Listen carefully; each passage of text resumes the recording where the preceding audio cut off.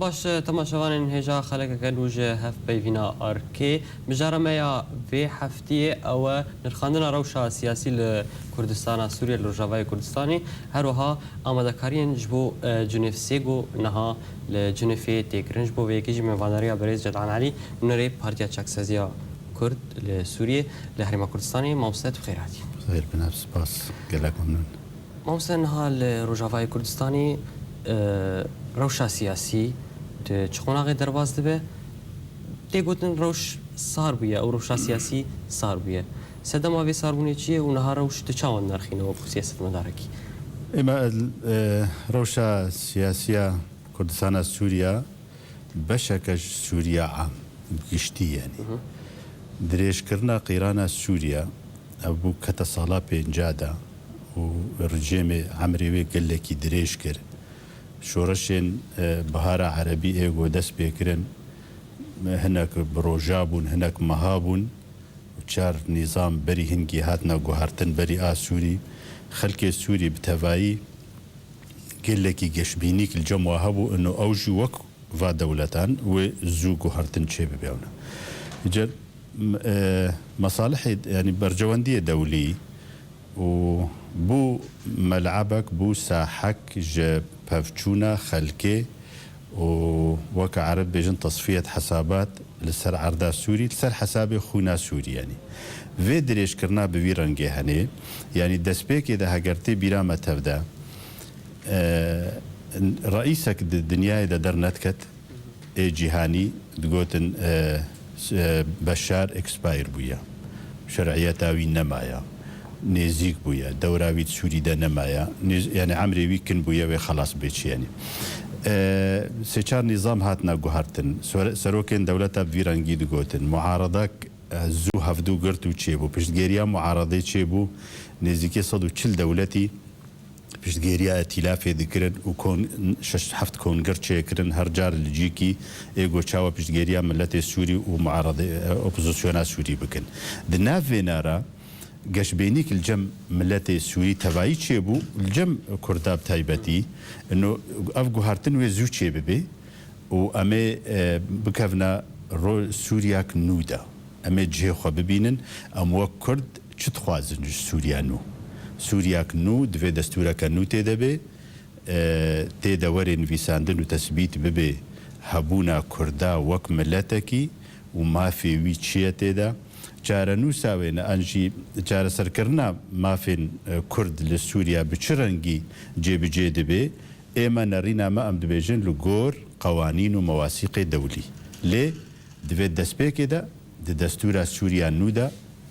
ورين فيساندن وأريل سرببي لجد آلية همو كسيغو هاو بشن ده تشيكرنا سوريا نودا تشيكرنا دستورا كانودا يعني اما ما بفيرانجي جديد لين دريش كرنا عمريوينا او بو كتصالا بينجادا نظامي طبعا هش تقو يعني براستي يعني قرباننا عجيب هاتنا دان ده سوريا تفايد يعني نيفي سوريا ويران بويا زيدي نيفي سوريا بلكي سير بسوريش بندستي نظامي وسيطرة وينا دركتي يعني ملت سوری زیدی نیوی چه نازحد هندرو ده چه کوچبر بویش درفه کوچبریا هندرو آج درفه چی بویا باجار ویران بونا گند ویران بونا خراب بونا برچی بون چی بویا اف برچی بونا هنه و اف خراک بونا هنه ام وک بشک ملت سوری هر ام حصتا خو بحر خوته دد بینن جوی اوی و به هیوی جوالو چد بی يعني ملت سوري بتفاعي بهيفيد به ام جوك ملتكي بشكل ملت سوري ام بهيفيد بن قوناغ ناجده بس از وك سياسه مدارك وك از دبينم خوندنا مجيرا از بيجمنها هناك باش تشتينا جوهرت السر عرضي باش تفقرك ان كلاندنك تشيد بيسر وضعي سوري بتفاعي دناف كسين دولتي وجهاني دولتي مزنده خدي بريار امريكا تسروكات زوادا تحالفا دولي بيشتي تشيبو تحالفا عربي تشيبو ادجي حوثيه اليمني نها غيرانا سوري بروجانا بحث دبيت ناف حمرو نشتني ناو دولتي دا يعني و سروكي هبيمانا يعني ائتلاف سوري تشوناويا امريكا سروك برزاني تشوناويا امريكا ووزير خارجية أمريكي تصريح وينا إيجو هاتنا جوهرتن بشتي دمك إجرا وسطاندني بري دمك دقوتن دفي سوريا دفي بشار جهوي هبه دچار سريا سوريا نودا چناب يعني تناب يعني نها دمك ولو كربون چيبو نها ديسا تصريح وي درد كفن او غير ويناد بيجن جركا بشار جهوي سوريا نودا تناب يعني باش ما وصلت قشتي سر سوريا اخوي روجاوي كردستان جدس بك شورش سوريا سال 2000 حتى نها نرخاندنا تجوير وشيره وروشانها تشي روشنها خالد بيجن تفكر سياسي صار بيه كار نمايه لاواز بيه ونشاو فيكي بله دو كردستان سوريا دا بتايبتي قالك تشتهاتنا جوهرتن لسر عرضي تسبيك دا رجيمي ام بيجن جهازي خوي اداري جهنك جهن دفرين كردي كشات جديركي شكركي لاجي جشلاغا تربسبيه قامشلتي دمايا جعاموده دربيسيه سريكانيه كوباني جعفرينه اف وقت تقريبا ولد هاتا برشاف انه تسليم بو برادر مي بيادي اولين مي بيادي وقت افدا بر استلام كرنج سلطه برنجكي هات كانه استلام وتسليم تشيبويا هاتن وكا سلطه امر واقع تصرف كرن مظاهرات دجي واسكنين دجي جيانا سياسي ساكنين هيدي خوكرنا سلطة هيدي سازية خو شكرن ريفابريا أو إدارة ذاتي شكرن حكومات شكرن وزارات شكرن بفا شكرنا فا سازيان وفا دزگه خوی گوپه اداره دورین کردی دکه و بتنا خو برنگه کی تنه اداره دکه قال لك ابدا انجمان الاجتماعيه كردي بحزاب خويتي بهفرا هاو باش تيدا جو كاركرن ديتن انه ام بشكن سوريا تبعي دفي ام اوبوزيسيونا سوريدا هاو باش بن شريك بن بوارا كار بكن يعني برادر مي بيدي ديتن برنجا كي دي انه جبديلا تلافي ربن جركا مثلا هيئه التنسيق دبن نافلتي معارضه هندرو او جي سلطه نافلتي معارضه هندرو ومعارضاش درفا اما ما خديت اموك انجمان الاجتماعيه كردي جرك بشكنج ائتلافي وامبوارا كاربكن دناف جهه دولتي دا جبر ام دبينن ائتلاف حتى انها تفو لوازيه خو تفو كيمايو تشو زحمتيه جو هنا ام دبينن جو دولت يعني بشتجير جناف جهه دولتين خدي بريار دي جهاني دا مجلس الامن ده يعني بسروكاتيه امريكانا ودولتين أوروبي كتلة أوروبي وأمريكان ودولتين عربة خليج وتركيا أفا بيشتغيرنج تلافرة ولو هريكي أجندة وهنا برنجكي أو دكن يعني لوازيا معارضات سوري هشت جوهاتك شاندن لسر آلية مجي إما أم وك حلفكي خد بيننج ائتلاف وبالتالي دناف دولتا أوروبا وأمريكانا أف بيشتغيرنج وينارا برادري ما يبيدي هاتنا هجمارتن سر حلفك دن حلف بله بريز جدعان امي بحثا سر عردي بك انها كريارين بيدل سر عردي هل بجارتن بي وتشكرن وت بريارك جدي درباري في كده نكر انها جي لشكريا نچار بري دمكي بريا چان روجان لعفريني جارك دن لحسكي لشكريا نچار هوند كارن درباري وا كريارا نهال دوي دميده چبكن هوند كارن وكو انا كسي چبكن اما دسبيكي دا مزيده فيمانك برادر ما بهدير شكلي هوليرا يك هوليرا دو دهوكا يك دهوكا ملحق دو نافلتي لي مخابن يعني د سر عردي جيب جيكرنا فاها فيمانات ناف مدى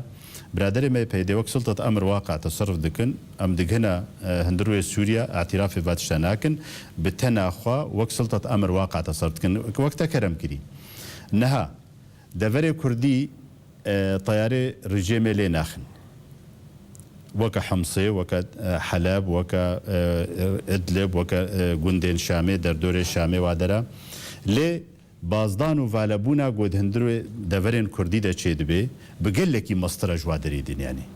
اما اموك انجمان الاجتماعية كردي دبيجن هاگر اتفاق سياسي هبه تفقر سياسي نرينا ويكبه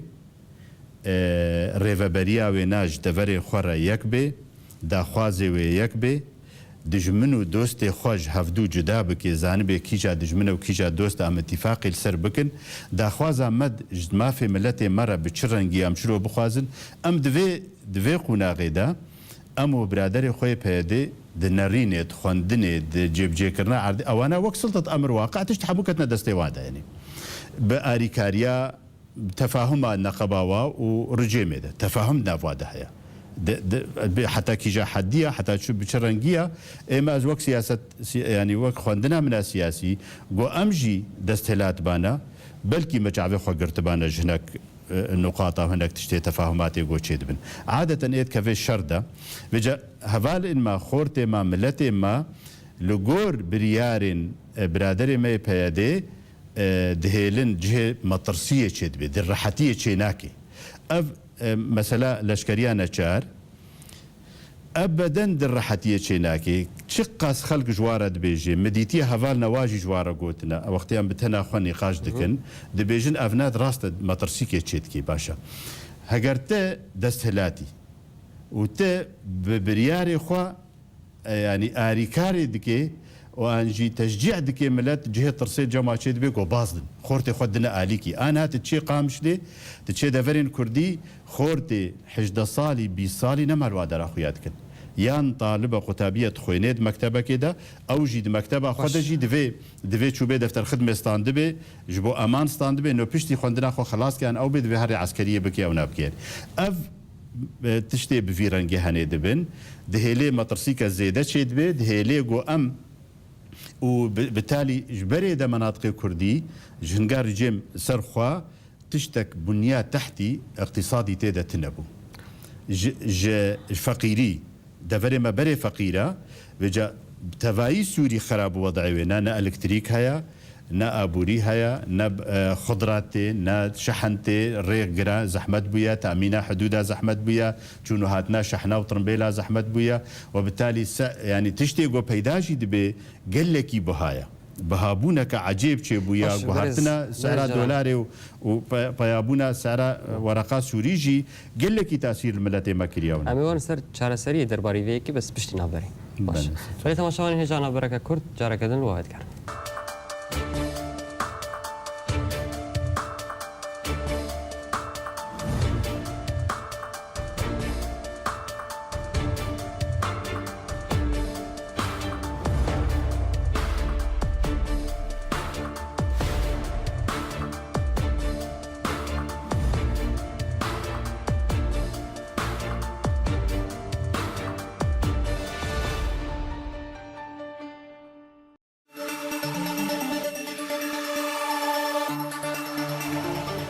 دوباره سلاف تماشاوان هجاوت گرن علی میوانی خواه برز جدعان علی نونری پارتیا چاکسازیا به اصلاح ناس کرن الهری نونری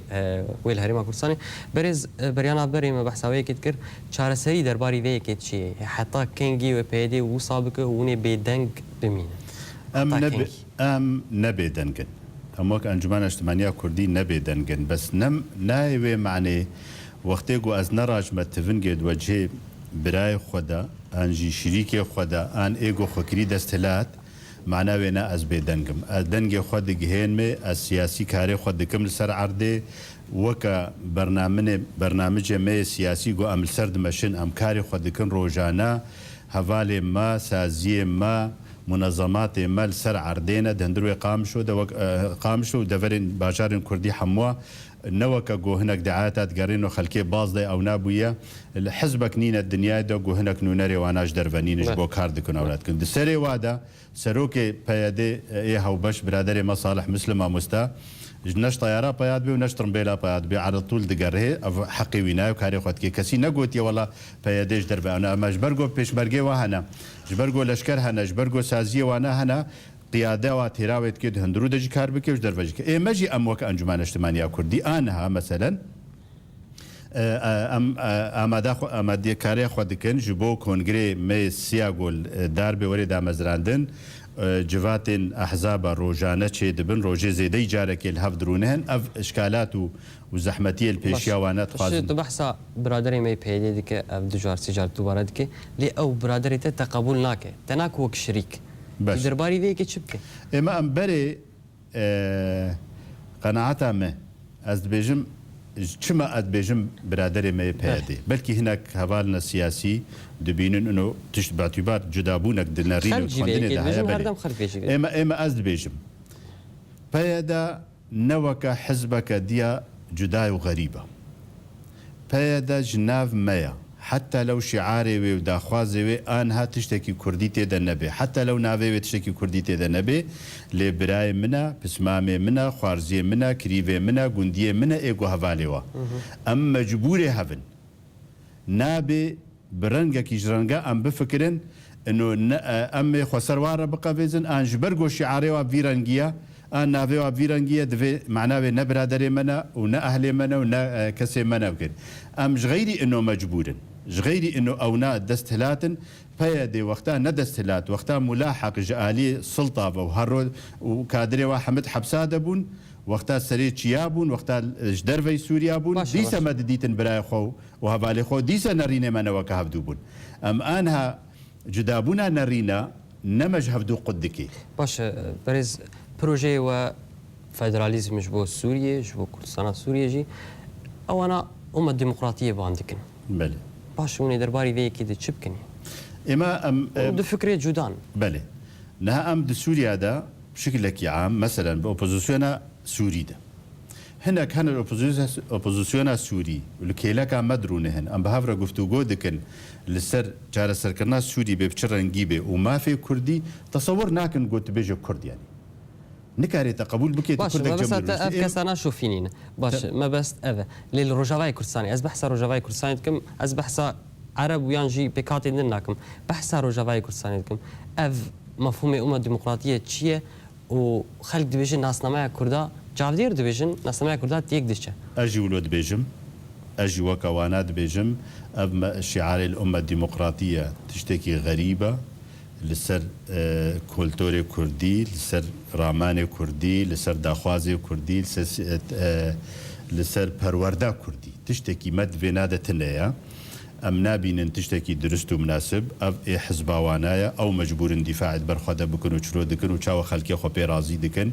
از ابدا نابين مناسب وكسك كرد وكسك ناف سياسته دا كاردكم انجي اندام حزبك وتفقرك سياسي ادبينم اف داخواز تشتكي غريبة سر ملتي ما في ملتي ما كرد بيك ناي داخواز وشعار الأمة الديمقراطية دا ام دفي زلال قال لك زلال بيجن برادري ما بيدي كومك شهيد دانا كومك قرباني دانا كومك بريندار دانا دبر دبيجن ام دبر كرديتية دا ودبر دفرين كردي دا دكن اما ام بيجن هاجر ام هرنج شهيده ومالباطي شهيده ببرسن تجبرت خونا خدايا وبيجن مجبر عرضا خو خاكا خو وما في خدا دايا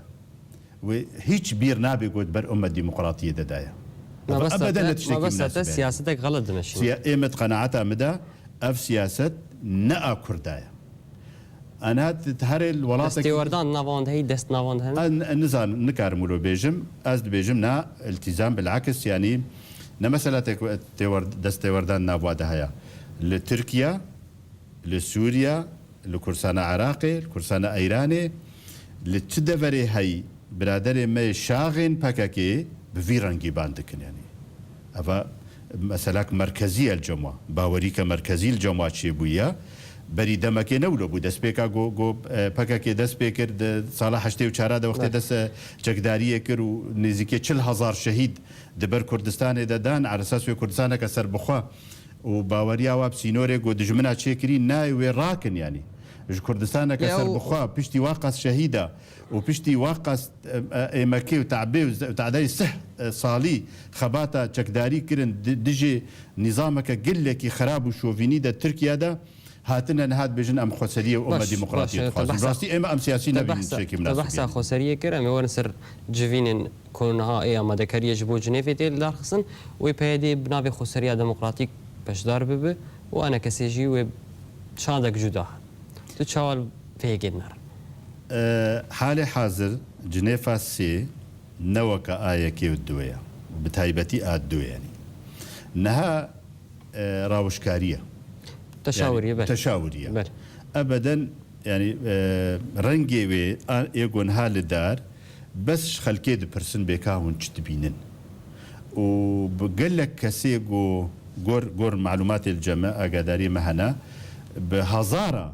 استفساراته وبرسفا خلكي ورد جرن جبوزا حمل جم دمستورا وقطاقمي وينا كوم ببي دناف دجيب هوالي ما بيدي برادري ما بيدي اموك انجمان اجتماعية كردي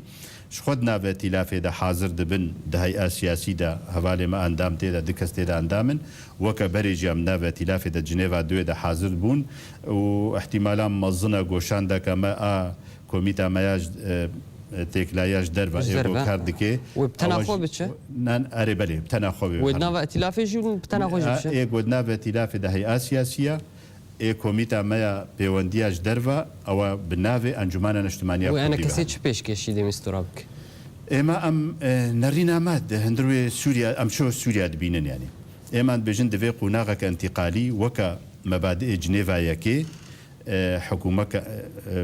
او انتقالي حكومة انتقالية ذات صلاحيات واسعة حكومة كفاغوهيز انتقالي وكفاغوهيزا دمكي دورة بشار تيدا قال لك يقلس دبي لي يعني أفكار دكيش بوغو هارتنا نظام هون كردن وكو أنا قسي وبروجيك بيشكيش دي مستوراكر خاصرية ديمقراطية جوكتا كردن ديس وبروجيك حردو بروجينا هيكن ويتشاو بدرباري فيك وك اما ازفينا يعني جدابونه نرينه وشارسريا وضعي سوري دا انجي وضعي كردي بتايبتي تشتكي نقلكي يعني نجريمته ونقولنا هكي مزنا اما نوك هفدود خوينن يعني حقي وايا بروجا خو وكا خوندنا خو بدنا بيشكيش بكن بدنا خلكي وجهاتا ودرا وكا بري نشاطي دكن اما جي ام خد بينن نو نري كردي سوريا ام وك انجمان الاجتماعية كردي خود بینن نونر کرد سوری نونر داخوازا کرد سوری برادر ما خودی شعار الأمة الديمقراطية أو نا خودی فلسفة كنا تايبتي كوي فلسفة هيا عايدة حزبك ناوي بككيا نري ناوي الشرق الأوسط أو تنن نري ملتي كرد أبدا إما خندنا وا نري ناوانا نها چار سرياج ملت سوري را كردي را تايبتي نرينا كرديتي تايبتيا